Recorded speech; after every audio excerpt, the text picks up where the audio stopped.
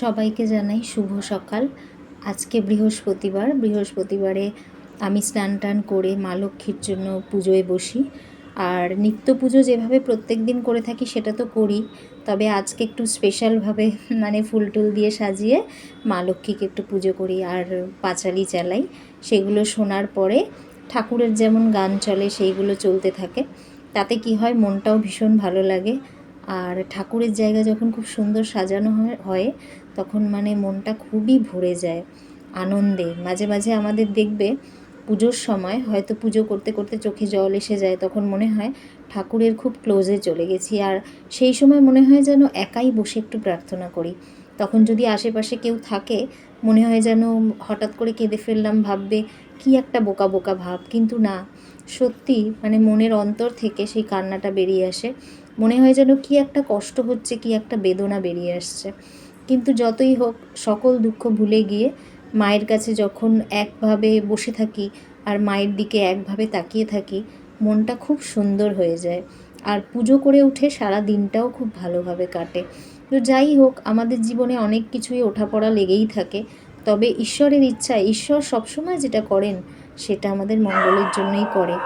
এই বিশ্বাস মনের মধ্যে রেখে সারাদিনের কাজ শুরু করি। তারপর বাড়ির সকলকে যেভাবে যতটা ভালোভাবে রাখা যায় সেইভাবে চেষ্টা করি। আর সবসময় ঈশ্বরের কাছে প্রার্থনা করি সবার শরীর স্বাস্থ্য ভালো থাকুক। আর রাস্তায় যখন এই চলাফেরা করে সেগুলো মনে হয় যে সবাই যেন ভালোভাবে সাবধানে যাতায়াত করতে পারে। কোনো সময় যখন বাইরে বেরোই মনে হয় যেন কত মানুষ কত কষ্ট করছে, কত তাদের প্রত্যেক দিনের কিভাবে যেন তারা খুব সাবধানে চলাফেরা করে উঠতে পারছে, আবার সুস্থও থাকছে, সবই যেন ঈশ্বরের ইচ্ছায়। ঈশ্বরের ইচ্ছা ছাড়া কোনো সময়ই আমরা ভালো থাকতে পারি না, এক মুহূর্তও না। আমাদের জীবনটা তারই হাতে, তাই সারা জীবনটা তার হাতে আমরা সঁপে দিয়ে থাকি আর তাকে স্মরণ করে যে কোনো কাজ আমরা করে থাকি।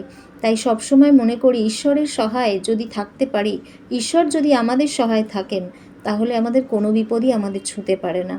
তাই সবসময় মনে হয় যে সকল কাজের মধ্যেও ঈশ্বরকে একটু সময় দিলে নিজের মনে খুব শান্তি হয় এবং মনে হয় সে যেন আমাদের বাড়ির গুরুজনের মতো সর্বদা আমাদের আগলে আছে। তাই আজকে বৃহস্পতিবারে আমি সুন্দরভাবে মা লক্ষ্মীকে সাজিয়েছি, গণেশ ঠাকুরকে সাজিয়েছি, আরও আমার বিভিন্ন ঠাকুর রয়েছে। সব কিছু মনে হয় আমার একটা পরিবার, সারাদিন যেন আমি তাদের নিয়েই কেটে উঠতে পারি। সংসারের তো কাজ রয়েইছে, সেগুলোর মাঝে যখন তাদেরকে অনুভব করি জীবনটা সুন্দরভাবে ভরে ওঠে। মনে হয় যেন এতটাই শান্তি পেয়েছি যেটা সারা জীবনে অন্য কোনো কাজে পেয়ে থাকি না। তাই ঈশ্বরের ইচ্ছায় সবাই ভালো থাকুক, সবাই সুস্থ থাকুক। আমাদের জীবনে অনেকেরই অনেক রকম অসুবিধা আসে, সবাই যেন সেই অসুবিধাগুলো কাটিয়ে উঠতে পারে। আমরা যেন সৎ মনে ঈশ্বরের আরাধনা করতে পারি।